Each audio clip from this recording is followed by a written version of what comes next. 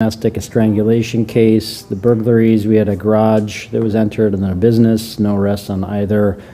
Disorderlies, one of them was some people fighting, the other was a report. The embezzlement was a car that was loaned out on one, the other was a report about possibly some missing items from a business.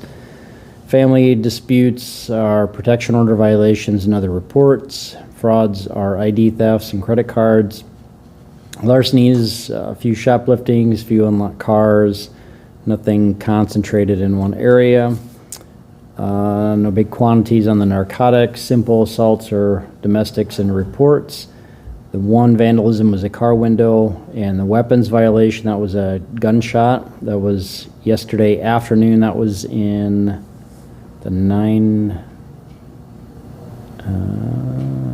disappeared on me. There it is, 900 block of North Omaha Avenue. There was an apartment that had several people inside it. They heard a noise and then sounded like it came from outside and then heard something inside.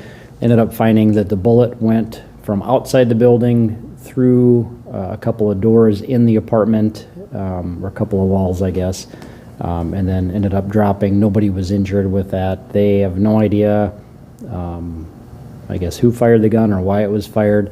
There was some neighborhood surveillance cameras that captured at least part of it, so they're working on information to see if they can't gain anything from that. But at this point, no arrests, don't have any other reports of any injuries or other damage outside of that one apartment. So that's it, unless you have any questions. Do you have an update on Devontae Charo's condition?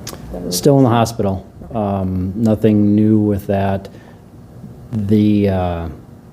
We usually don't get regular updates from the hospitals if there's, unless they pass. That's so I'm not probably going to have any other information just because basically HIPAA laws, they're not able to share updates on conditions, but we haven't heard anything new.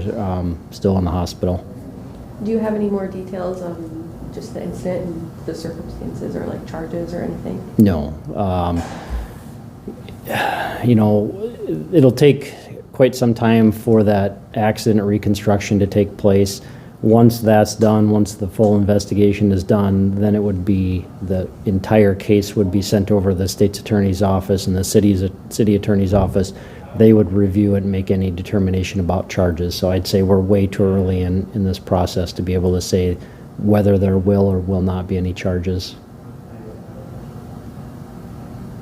About the gun fired, was that fired from the exterior of the building? Yeah, sorry, it was the gun.